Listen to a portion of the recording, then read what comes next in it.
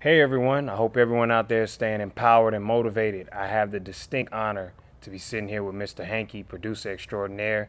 We're live at the new Pink Line Jazz Club. The Pink Line Pink Jazz Line Club Jazz and the New Club at Black the new Market. Black Wall There you Street. go. There you I go. had to There help you you go. out. I got you. Thank you, man. How you doing today, brother? That man can't complain, man. Man, this So, has been a busy year for you, man. You've had a lot of great things coming out this year, and I wanted to kind of talk with you about a okay. couple of them and get more perspective on how you got started. Oh man, I got my whole start to everything long time ago at um, between here in Atlanta and Southern University. Um, when I was at Southern, I was DJing a lot of parties, promoting all that good stuff, and came back home to Atlanta, and a lot of my partners was rapping and doing their thing. Um, Everybody from Gucci to the Yin Yang Twins to you name it, you know what I'm saying? So everybody was doing their thing, and I just shot my shot. That's simple. Man. Yeah. So, Mr. Hanky, who were some early musical influences, people that you listened to as you were kind of starting to find your own sound and craft? Just as far as like industry wise, producing wise, the usual suspects, the Dr. Dre's. That's probably one of the first ones. Um, then you had, then you had further down the line, you had like a lot of the local Atlanta rappers, the Kilo Ali's, the DJ Smurfs, the Kizzy Rocks, all that during the whole Booty Shake era. That's Freaknik era and all that good stuff. And then of course Outkast and all that. I mean, I was really immersed in the whole culture um, that way. One of the first records I heard was Egyptian Lover um, and Planet Rock. Ironically, this is the record I sampled for Twerkulator. That's probably one of my favorite first rap hip hop records I ever heard. So yeah, and between that and my mom, who's a musician and classically trained musician, yeah, that's my earliest musical influences. Man, you could tell about your musical pedigree. You know, you went to Southern University, of course. That's the human jukebox, and Yeah. we know about their kind of musical talent. What were some skills and what were some experiences that you got from being at historically black college and university like Southern? I mean, like I said, everything in the jukebox it runs like a machine. It's a system, and I just learned how to be disciplined within that, and so I apply those same things to what I do now. You know what I'm saying? Um, you know, you do things a certain kind of way. We had a saying, I banner it to the late great legendary Dr. Greg. She just like tell us, be at the right time, be the right place at the right time, with the right equipment ready to concentrate. And so you take that into what I'm doing now, and it's that simple. I apply that to everything. Be in the right place at the right time. It's everything. I can definitely see that. I can definitely see that. Mr. Hankey, how did you kind of get started in production? Like who kind of helped you hone your craft, or were you self-taught? How did you kind of get to the point to where you were able to make the type of beats that we listen to now? It was a lot of it was self-taught, man.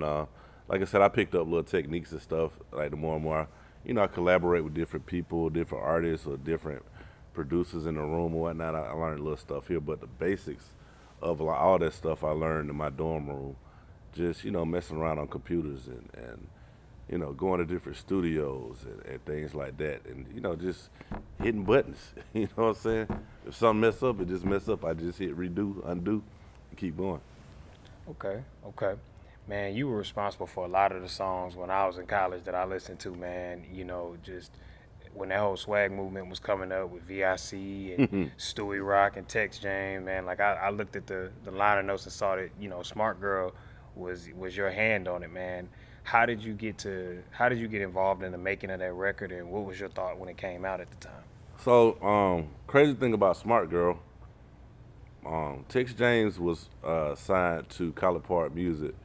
He was part of this group called the Cadillac Boys out of Macon, which Okay. you probably very familiar with. They're down that area. So, um, Tex, we was all at the studio one day. It was me, Tex, and my boy Trans Lee. Shout out to Trans Lee. Hell of a rapper right there, man. Yeah, yeah. And what's crazy about Smart Girl, Trans Lee was actually supposed to be on Smart Girl. Man. Wow. But at the time when we was doing it, you know, it's cool. Like a lot of times, you're in the studio with artists and they might not feel the record at the time. They might feel it's not for them, and that's cool. You know what I'm saying? But I remember telling him, I was like, hey, boy, this gonna be a hit, man. And he gonna jump on it. He like, I don't know. That ain't no, because he's more conscious and, and all this other stuff. But, and at the time, most conscious rappers weren't doing all that. But ironically, about 2 weeks later, Big Sean came out with like ass, and, just all these crazy records. So, yeah, so we was in the studio working on that, and it was an idea for Tex James to do for his birthday because he was working at the radio station, and hosting clubs and stuff. So it was just really, it started off as just something to do for his birthday, and we put the record together and started playing it for people. People like, yo, I like this, and then like about 3 weeks later, it just took off. Man, bro, I can't even tell you how many times I heard it coming up at Fort Valley when they came on campus and we were performing in just different parties. So that record was out of there, man.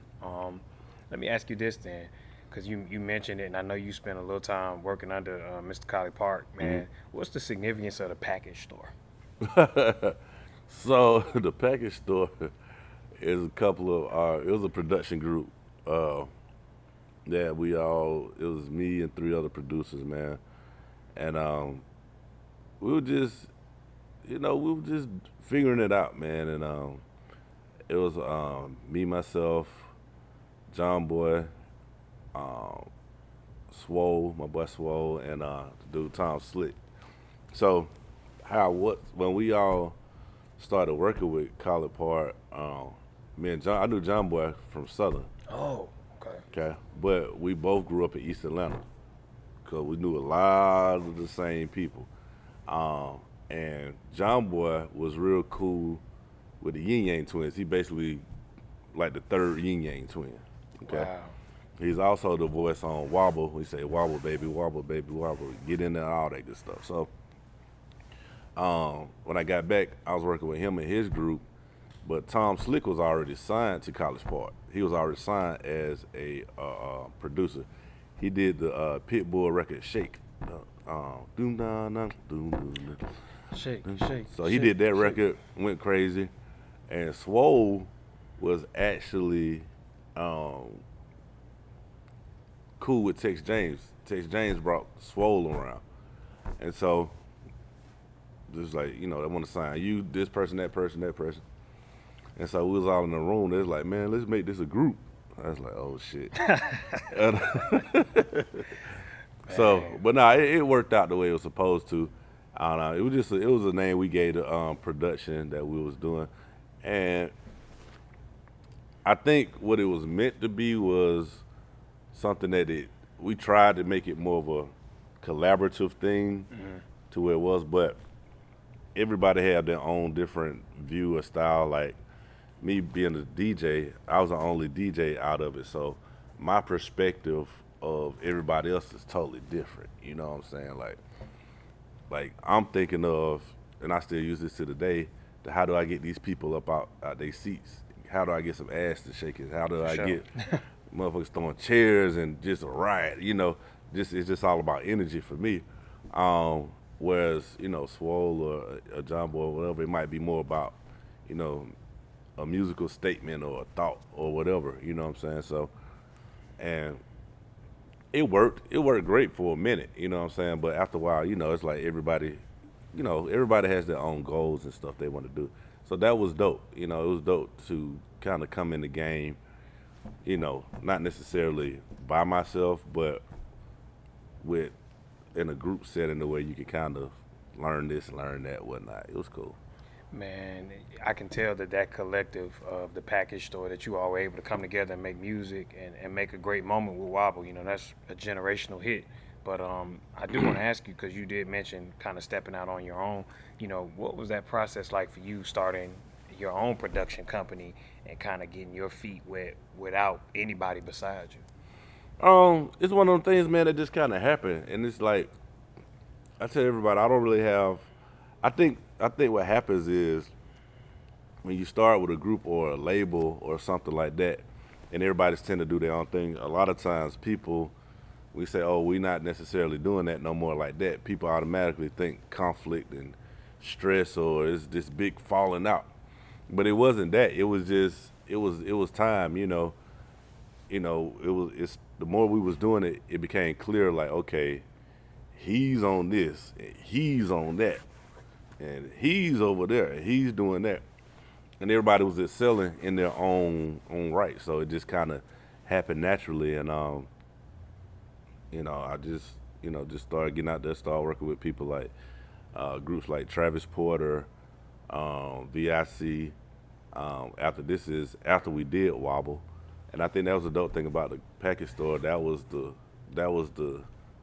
product of that. You know what I'm saying? Just that whole thing, that whole collective of Wobble. It was just the energy. We were just all in there having fun over a beat, a drum beat that Collabs made, and we were just in the studio hollering stuff.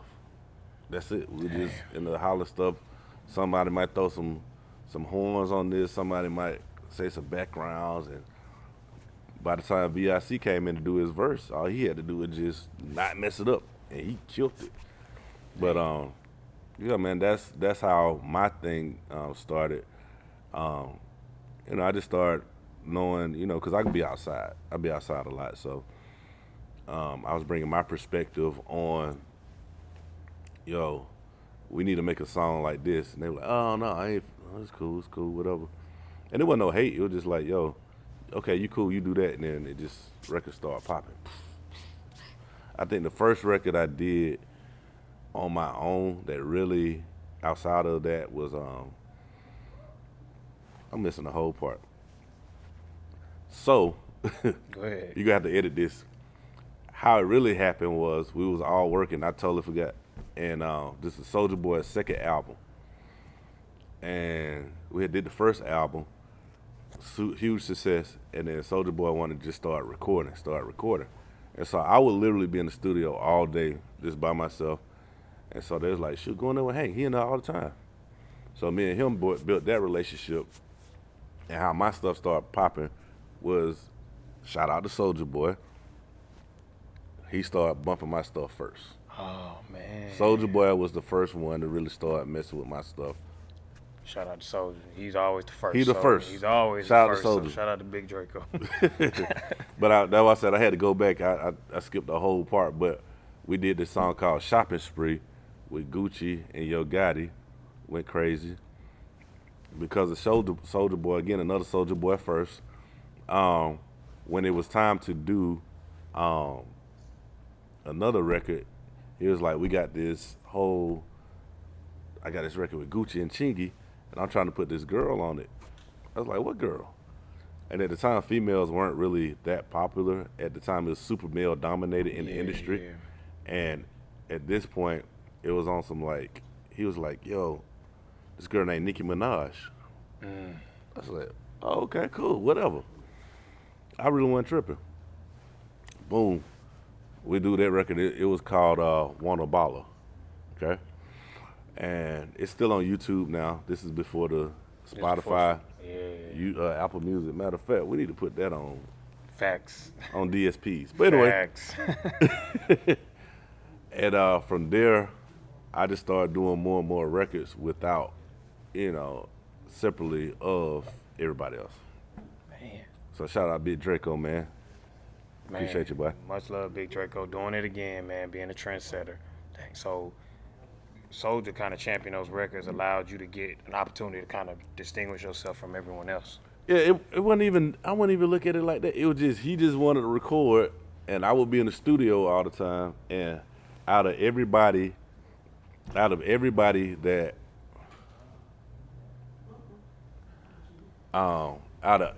in the package store, what I was on and my vibe was fit what he was on. And because I was outside a lot and kind of like influencing and all this other stuff, it was a perfect match. Yeah. Okay. Man, I want to ask you because I looked at the bio, and the bio, of course, mentioned some of the records, that put you to the top. But I'm gonna ask you, what was your first moment? Where was it? The moment with Soldier where you were like, "Damn, I'm making it, and I think I'm gonna be somebody in this game to for people to pay attention to and watch." Was that your first moment where you felt like that, or was it a later moment where you felt like I made it now? I don't feel like that. I still don't feel like that. And that's the crazy part about it. Like, they be like, "Oh, you're a legend, you this and that third." I be like, "I appreciate it," you know what I'm saying? But um, I don't know. It's hard for me to just say I made it, cause to me, when you do that, that's when you done. You know what I'm saying? Like, we be like, "I made it." I can sit back and kick it, you know. I'm the big dog now, and that's cool. But you gotta understand, there's always some young hungry people out there or somebody else that want your spot. You know what I'm saying? Facts. So I'll never feel like I made it. Anybody who knows me or been around me personally, they hate that about me. They're like, "Oh, you just always so business and always trying to work and always trying to do that." Like what Drake said, I live a life that take my time away from women because I be working all the time. You feel me? So it's that type of thing. Man, okay, that makes sense. And Yeah. man, with everything you've done this year, we can tell you've been working. But before we get into that, I kind of want to ask you because it's not talked about a lot. I looked at your bio and it said that you played a pivotal hand as an A&R, kind of behind the scenes. How did you get into that? And who are some people that you kind of have helped assist on their path to celebrity? Oh man, it's a lot of people, man. A lot of producers, a lot of songwriters, a lot of artists. Mainly Travis Porter, that whole FKI movement. They're my boys.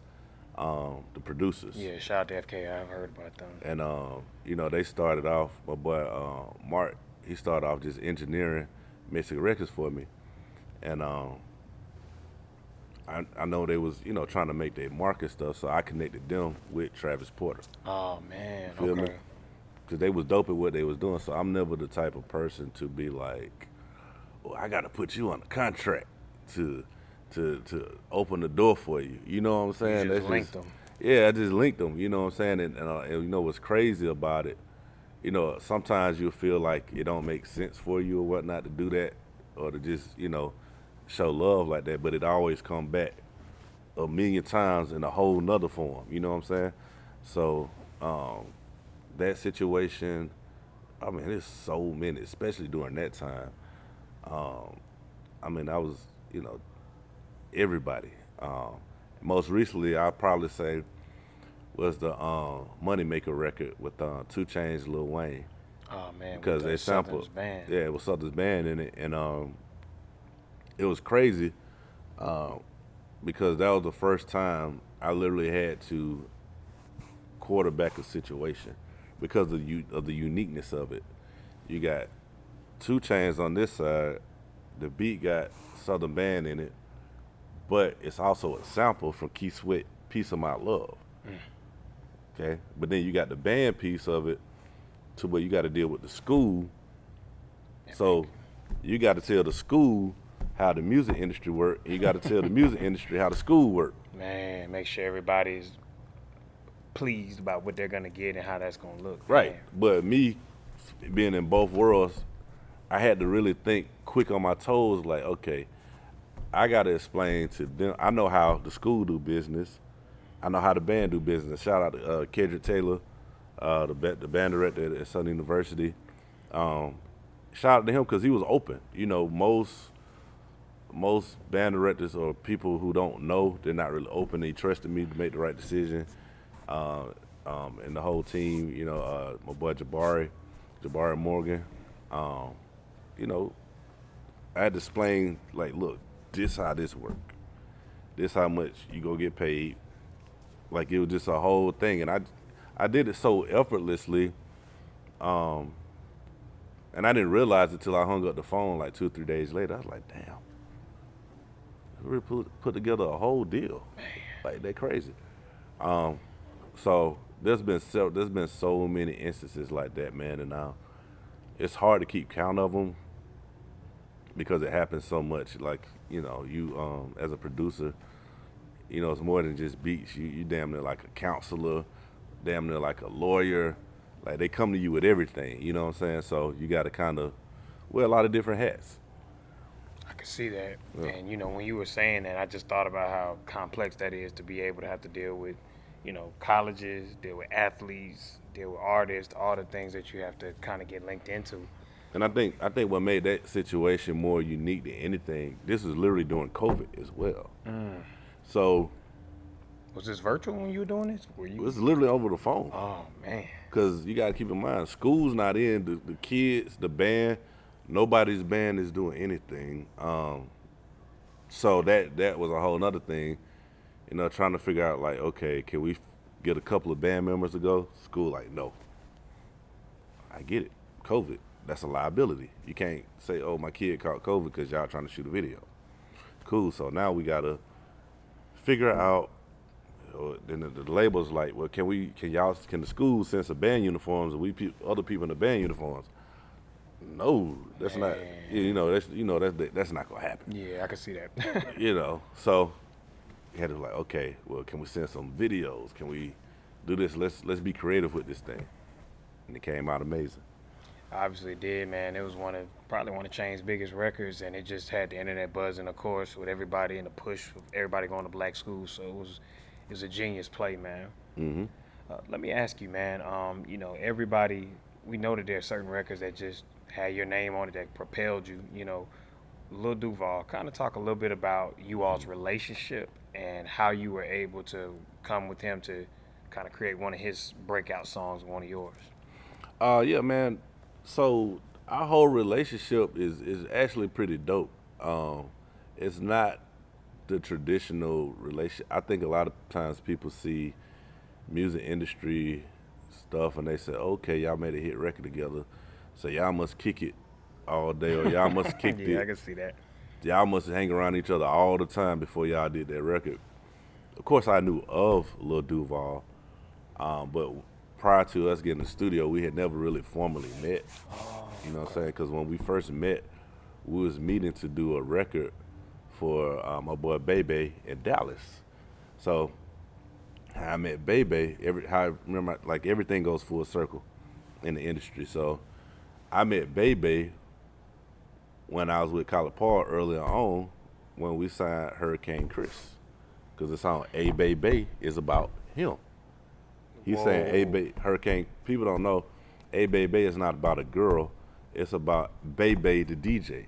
So he's saying A Bebe, play my song, turn it up. He says it in the song. Oh, wow. Okay?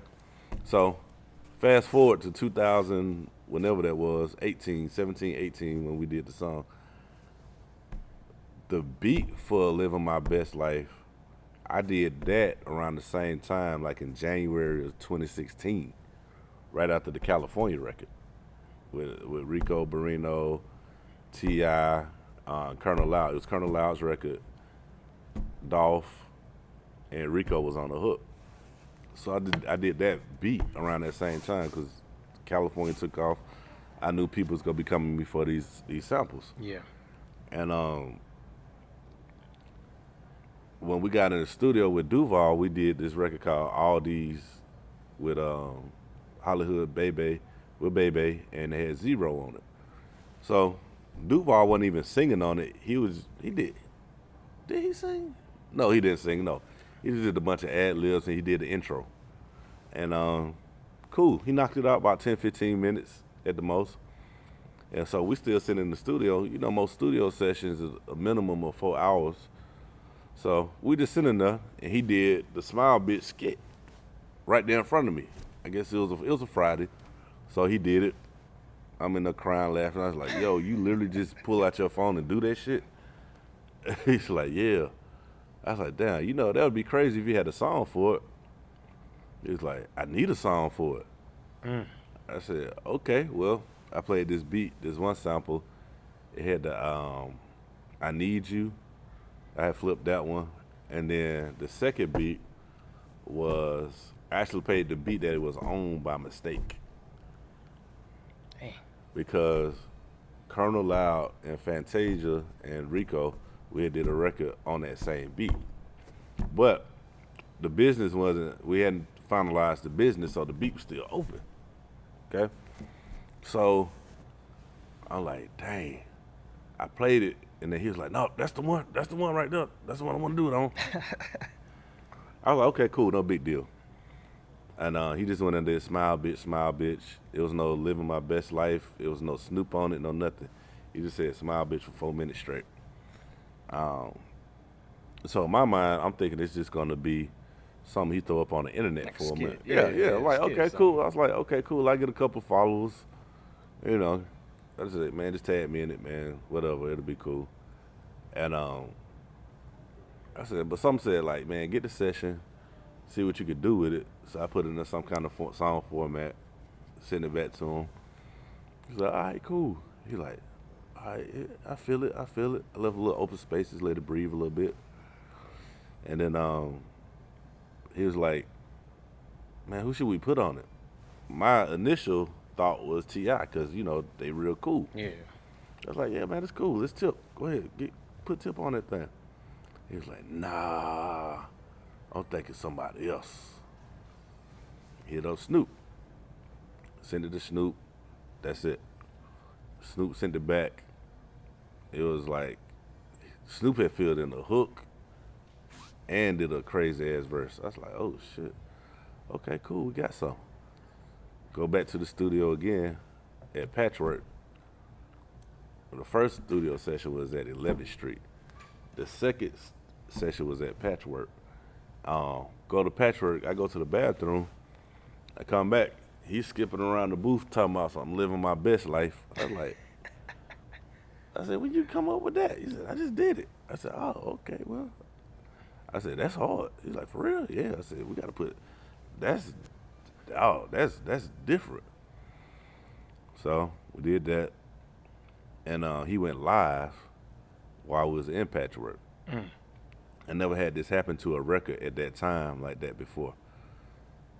And as we on the live, like every radio person that I know, because I was in the background, it's still on my page. I'll send it to you so you can put it in the video in this. All the people, all the programmers was like, yo, send me that, send me the clean version, send me the clean version. I'm like, what? For real?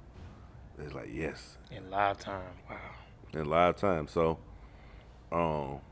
that's basically how the record came about. And it speaks to a thing I like to tell people all the time, man. Just, you always, to be successful in anything, especially in this industry, you always got to keep an open mind. You know, you can't say, oh, this person ain't that person ain't this. Now, if they got something, I ain't just saying just be out here get in the studio with everybody named mama. But if they got just a little, you know, a thimble full of it or something, see where it goes. You know what I'm saying? You never know. And that's how it came about. And literally, that thing caught like this. Man. So what started out as an experiment turned into one of the biggest. It's just like we talking here right now, and you do some, you know, a little skit or whatnot. I go to your page, see it's going crazy. I'm like, hey, man, that could be a crazy song. You like, okay, let's try it. That simple. Shout out to Lil Duval for having the talent to be able to even, you know, do that as a joke or do that as a skit and that become something big. Yeah, and shout out to him, like, for just rolling with it. You know what I'm saying? It was just, he could have been easily, what's crazy, he could have easily been like, nah, nigga, I got to go. I did my part. he was like, open-minded. Nah, that's real. He was like, okay. Going with it. Man, Excuse me. No, you fine. But yeah. Man, Mr. Hanky, that's a crazy story. But just listening to your story and how you've been able to kind of maneuver, it's just crazy in itself, man. You talk a lot about, you know, relationships and networking and building. How did you get the opportunity to work with the City Girls, man? It was the same situation, man. Like, I was in this session at 12 Studios with this independent artist, and we were just in there trying to get some stuff for her, and I think her husband or boyfriend or something was paying for everything, and you know, the session just, it wasn't really popping like it needed to or whatnot, and So it's like the engineer, the artist, the PR who hooked us up, and this guy in the corner, and he's the guy from corner in the corner named Slab out of Miami. So the engineer was just messing up. He was just a little weird guy that day, and so me and Slab was just kind of laughing at him because he was just in his own world. Like we were like hit record, he was like, huh, just totally not there. And so we just kind of connected and started laughing at him. And as we sitting there, he was like, "Hey man, I like your beats and stuff." And he was a dope writer at the time, still to this day. And he was like, "Yeah man, send me some stuff, man. I be working with a lot of people." And so it was just the type of thing. He was just like, "Man, we exchanged information and all that stuff." I was like, "Yeah, let's keep in touch." So I mean, about a week or so later, he was like, "Yeah man, I'm going in with the City Girls." Like City Girls, I was like, so in my mind, I'm like, okay, well that's kind of random. You know what I'm saying? I was like, well, I got a couple ideas. He told me his vision, and I told him I got a couple ideas for beats that'll fit that. So let's put it together, make it happen. So I didn't know, I didn't know him from a can of paint. Be honest, you know what I'm saying? At that time, so he could have been capping, he could have been, or whatever. But I took that chance. I was like, you know what? Let's see what happened. And sent them over the stuff. We put the record together. Sent it to them. Got in with them. They cut it, and I was like, man, this sound like something. This sound like something. And the rest was history. Just that quick. So during that session, was that the session where you came up with Twerkulator, or was that the session when that was recorded, or did y'all record both of those songs in that one session? Well, both songs. The Twerkulator and also Good Love. No, that's two different times. Yeah, two totally different times. But Good Love came about while Twerkulator was still going crazy, and it's crazy. Like I said, relationships. I've been knowing Coach K since forever, you know what I'm saying? He was managing Jeezy because I did some stuff on Jeezy's project on the second one. And I remember a couple of other artists, he was working with this girl named Muffy back in the day. And, he just, we both been working this whole time. And so I knew it was going to be go crazy because he called me. Like, we hadn't talked in years. I saw him at a party, see him out in public and stuff. And he called me after they finished, they cut it. He was like, man, this gonna be a hit, man. Like, this is their single. Like, he was excited, man. Like, this is it, man. Appreciate this, go crazy. I was like, whoa. You know what I'm saying? So it literally happened from just one session with an artist that we don't know what's gonna happen, if it's gonna happen. I don't even think she finished that song. And just networking in that room with Slab. Shout out to Slab. I mean, me and Slab got so many new records coming out. We got a ton of records coming out this year on a lot of dope female artists. You know what I mean? So, and just from that one crazy, wild, weird session came Twerkulator. Man. Wow. And because of Twerkulator, we got Good Love. And who knows what's next? I like that. I like how you said that. I got to ask you, man, you from Atlanta, from the city, with that Good Love.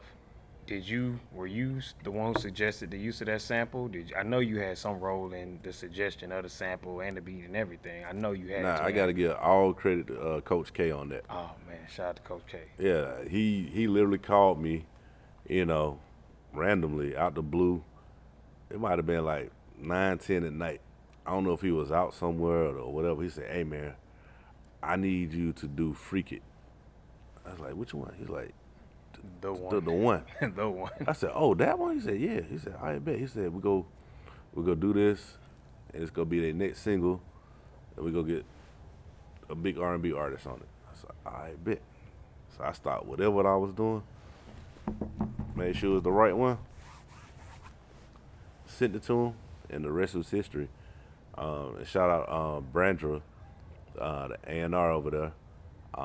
She helped a lot of stuff get done with Twerkulator with the sample issues and all that stuff, and just putting the record together, man. Like, people don't understand, like, the A&R thing is a real thing because you got to manage personalities, schedules, all these different variables to make sure the record comes together. Man, shout out to the A&Rs because that's a lot of people to have to work to get clearances, like for Twerkulator, just to get those samples cleared. I know that was a battle within itself. Yeah, it wasn't. It was more of. Didn't know necessarily the whole situation with Planet Rock, because of course when you talk to African Bambaataa, you don't know that Kraftwerks have something to do with that. Yep. They're an old German group from like the 70s or something. So, most of those older artists, they ain't feeling you redoing their stuff and saying ratchet shit over it. Talking about pussy popping and, all that kind of stuff. So, I get it, you know what I'm saying? But, everybody over at the label, at QC, it was a whole group effort, that made everything happen. Shout out to everybody there for their work in doing that.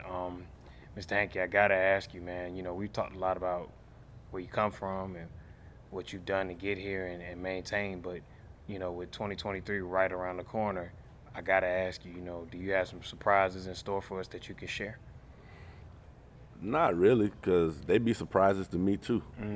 So, stuff literally, like shit literally be happening, falling in my lap.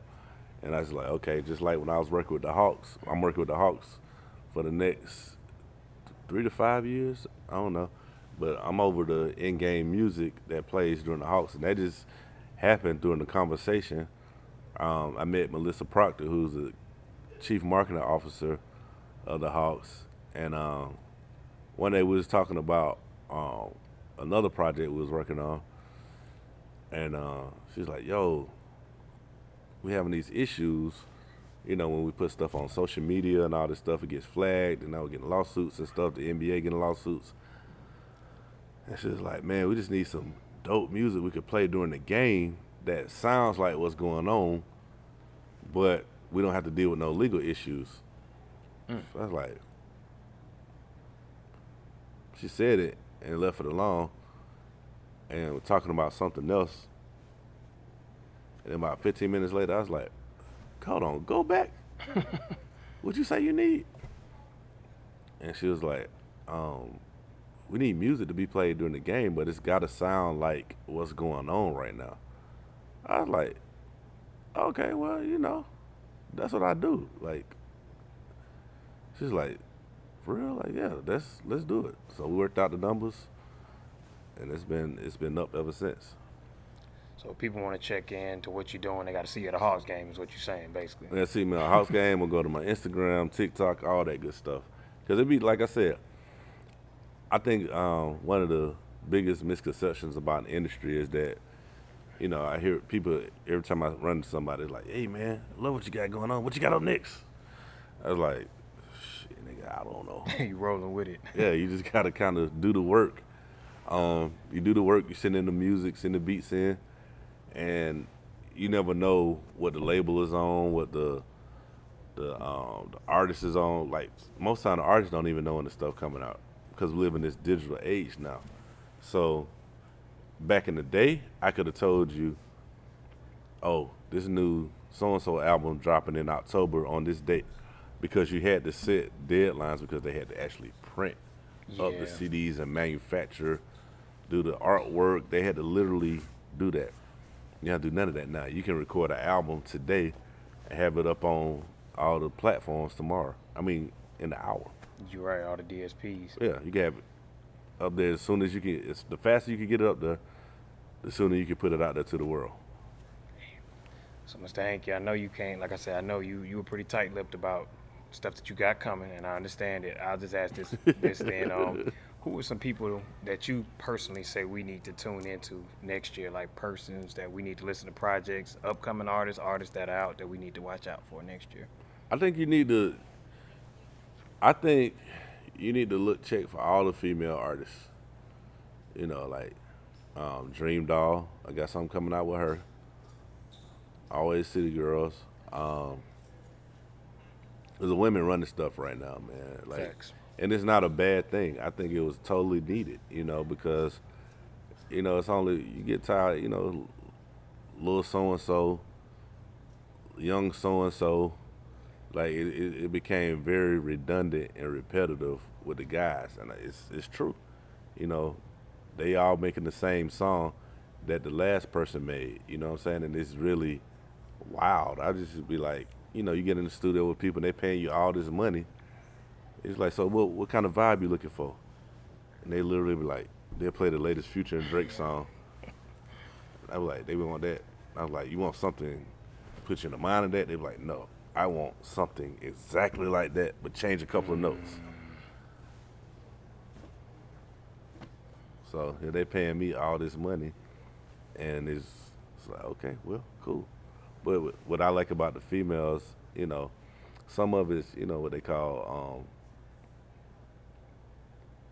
some of it's what they call pussy rap, whatever. I forgot what they call it. Anyway, but as you see, you got the girl Lola out of New York. Check out for her. She don't play with it. That's going up. Don't play with it. Don't play with it. Exactly. That's going up. That's going crazy, man. So I'm excited about that. And a lot of R&B artists, I'm excited about those too. So, and I got a lot of artists coming out on my label as well. So I've got my project coming out as well too. So be on the lookout for that. We were able to get a couple gems from you. I appreciate you, Mr. Hanky, and I appreciate you said people can stay in contact with you through Instagram, TikTok, anytime. Yeah, all my social media is at a Mr. Hanky Beat, AMRHANKYBEAT. You know what I mean? Straight from the horse's mouth. Thank you, Mr. Hanky. Until next time, y'all.